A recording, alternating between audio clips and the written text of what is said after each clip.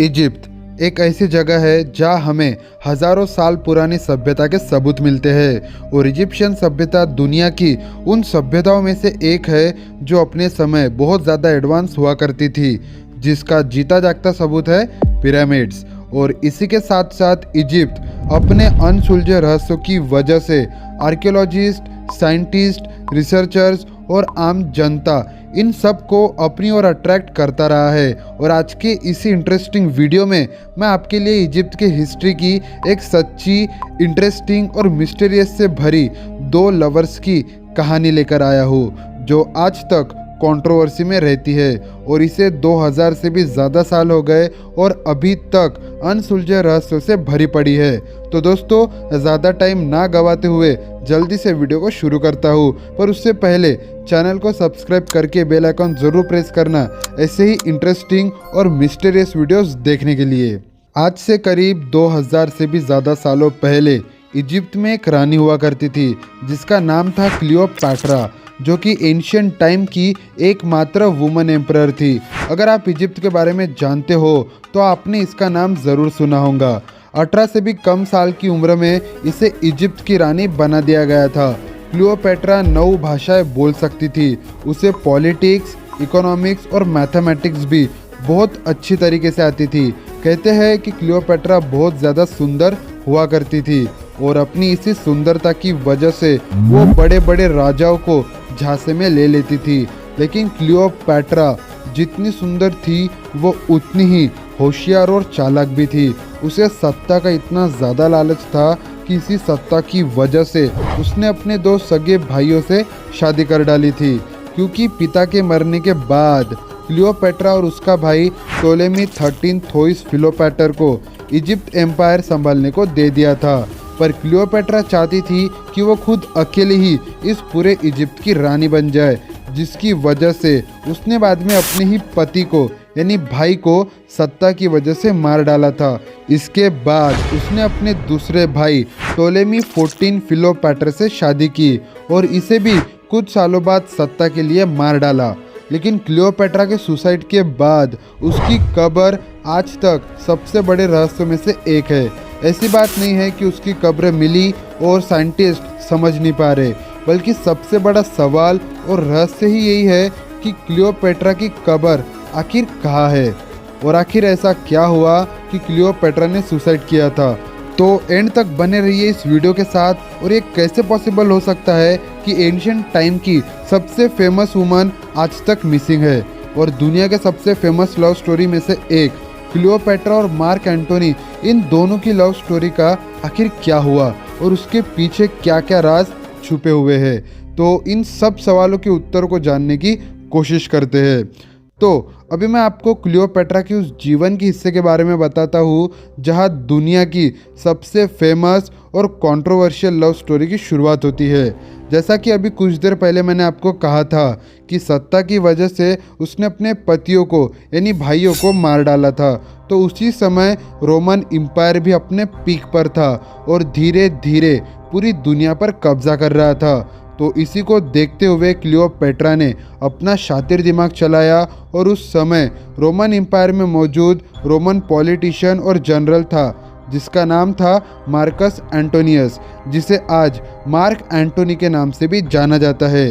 Cleopatra वैसे तो mark Antony के साथ पहले भी मिल चुकी थी, तो क्लियोपैट्रा ने इजिप्ट एम्पायर को कोलैप्स होने से बचाने के लिए उसने एंटोनी को ही चुना और 32 BC को क्लियोपैट्रा ने मार्क एंटोनी के साथ शादी कर डाली और उसे अपने इजिप्ट एम्पायर में भी शामिल कर लिया, ताकि कल को अगर रोमन्स इजिप्ट पर हमला करे तो मार्क एंटोनी उसे संभाल ले। शादी के बाद इन दोनों को 3 बच्चे भी हुए, जिसमें एक लड़का और लड़की जुड़वा थे। ऐसा बताया जाता है कि ये दोनों एक दूसरे से बहुत ज़्यादा प्यार करते थे। पर साल 30 BC में एक रोमन एम्परर था जिसका नाम था ऑक्टेवियन, जिसे आज हम ऑगस्टस के नाम से भी जानते हैं। इसने साल 30 BC में इजिप्ट पर हमला कर दिया और ऑक्टेवियन वैसे भी मार्क एंटोनी से बहुत ज़्यादा गुस्सा था, क्योंकि उसने रोमन एम्पायर छोड़कर इजिप्ट के साथ शामिल हो गया था। तो ऑक्टेवियन ने 30 BC को इजिप्ट पर हमला बोल दिया। और आपने ध्यान दिया होगा तो आप सोच रहे होंगे कि क्लियोपेट्रा और मार्क एंटोनी की शादी तो 32 बीसी में हुई, तो फिर ऑक्टेवियन ने 30 बीसी में हमला कैसे कर दिया। तो दोस्तों मैं आपको बता दूं कि ये जो बीसी यानी बिफोर क्राइस्ट होता है, ये कैलेंडर उल्टा चलता है। वापस कहानी पर आते हैं। तो ऑक्टेवियन ने इजिप्ट पर हमला कर दिया, जिसके बाद मार्क एंटोनी को भी इजिप्ट को और अपने क्लियोपेट्रा के पैलेस को बचाने के लिए वो भी इस वॉर में शामिल हो गया। लेकिन लड़ाई के समय ही उसे खबर मिली कि क्लियोपेट्रा ने जहर खाकर सुसाइड कर लिया। तो मार्क एंटोनी ने उसी वक्त खुद के ही पेट में तलवार घुसाई और उसने भी खुद को मार डाला। पर असल में क्लियोपेट्रा ने सुसाइड नहीं किया था।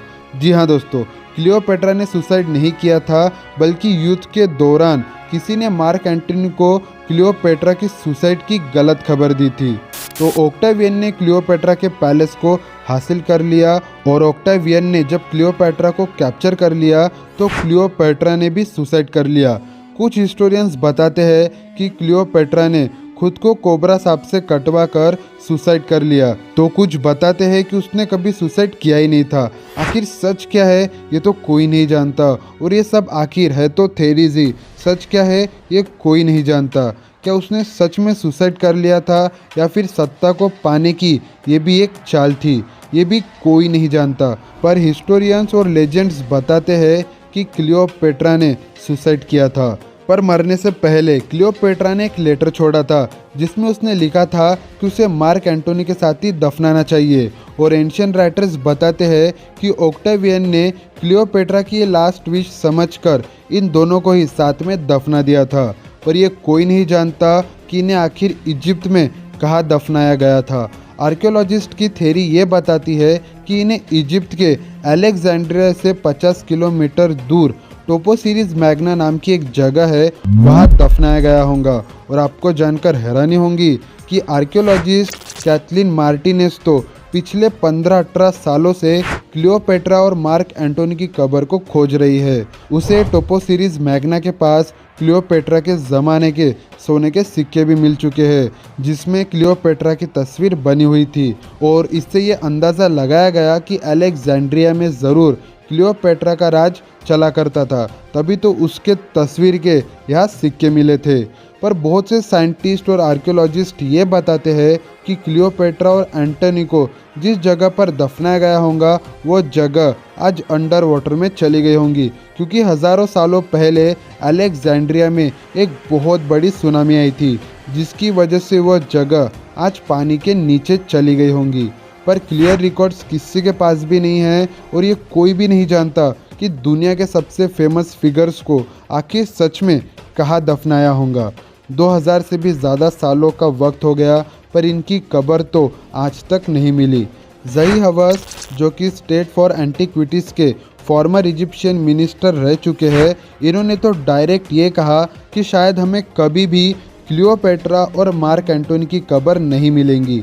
पर देखते हैं, शायद आने वाले समय में कुछ पता चल जाए। तो दोस्तों आखिर कहाँ होंगी इन दो फेमस लवर्स की कब्र, ये तो कोई नहीं जानता। दोस्तों ये पहला केस नहीं है जहाँ इतने फेमस लोगों की कब्र नहीं मिली होंगी, बल्कि इस लिस्ट में बहुत बड़े बड़े नाम शामिल है, जैसे कि Nefertiti, Alexander the Great, Genghis Khan etcetera etcetera. इनकी भी कब्र आज तक नहीं मिली। अगर आप कमेंट करोगे तो मैं इनके ऊपर वीडियो ज़रूर बनाऊंगा। तो दोस्तों कैसे लगी आपको क्लियोपेट्रा और मार्क एंटोनी की ये लव स्टोरी, जो बहुत ज़्यादा सवालों और रहस्यों से भरी पड़ी है। वीडियो पसंद आई तो वीडियो को लाइक ज़रूर करना, क्योंकि बहुत मेहनत लगती है यार एक वीडियो बनाने में, और आपके लाइक्स देखकर बहुत अच्छा लगता है। और हाँ, चैनल को सब्सक्राइब ज़रूर करना आगे ऐसे ही मिस्टीरियस और इंटरेस्टिंग वीडियोस देखने के लिए। तो चलिए दोस्तों, मिलते हैं जल्दी नेक्स्ट वीडियो में। तब तक के लिए जय हिंद, वंदे मातरम।